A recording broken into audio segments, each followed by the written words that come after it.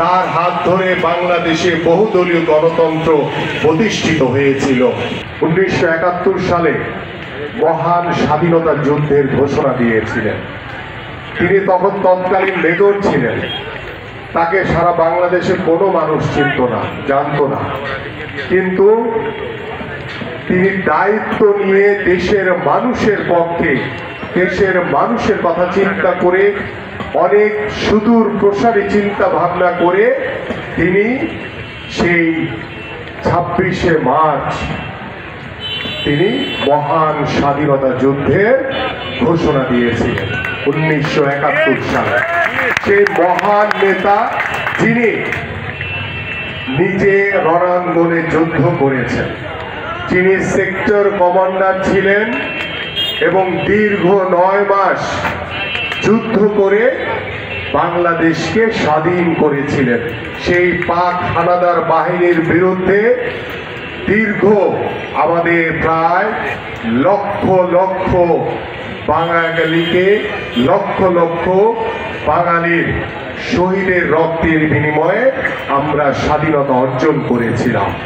আমাদের সেই মহান নেতা শহীদ রাষ্ট্রপতি যখন এদেশের মানুষের ক্রান্তিকালে আপনাদের সেই সাল, আপনাদের সেই 1975 সালে 7ই নভেম্বর যে সিপাহী জনতার যে বিপ্লব ঘটেছিল, সেই দিনের কথা যারা এখানে বয়োজ্যেষ্ঠ বসে আছেন, আমার পিতৃ সমতুল্য, তারা বলতে পারবেন, তারা দেখেছেন স্বচক্ষে।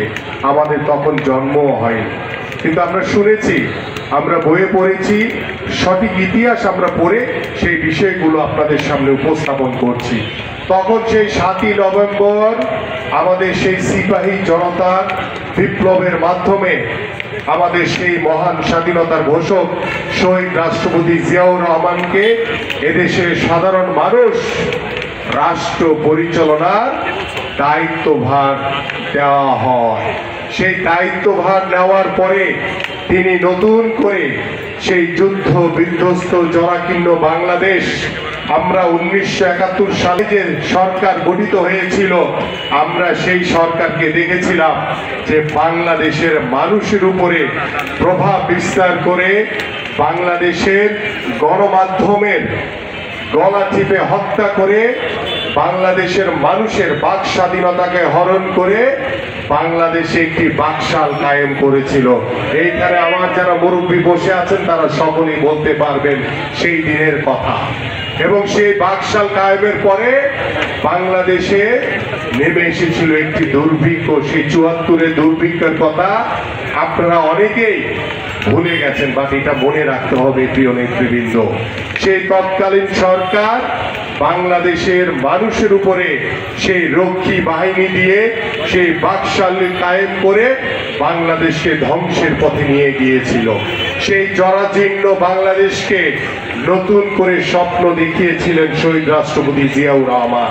তিনি আধুনিক বাংলাদেশ গড়ার পরিকল্পনা নিয়ে তিনি কিভাবে আধুনিক বাংলাদেশকে সুউচ্চ জায়গায় নিয়ে যাওয়া যায় সেই পরিকল্পনা করেছিলেন আমাদের শহীদ রাষ্ট্রপতি জিয়াউর রহমান। সেই শহীদ রাষ্ট্রপতি জিয়াউর রহমান তার হাত ধরে বাংলাদেশকে বিনির্মাণ করার জন্য, তার হাত ধরে বাংলাদেশে বহুদলীয় গণতন্ত্র প্রতিষ্ঠিত হয়েছিল। তার হাত ধরে বাংলাদেশে শিল্পে বিপ্লব ঘটেছিল, কৃষিতে বিপ্লব ঘটেছিল, শ্রমিকদের ন্যায্য মজুরি প্রতিষ্ঠিত হয়েছিল এবং আমাদের জনসংখ্যা রপ্তানির মাধ্যমে আমরা বিদেশ থেকে কিভাবে আমাদের রেমিটেন্স বাংলাদেশে এসেছে।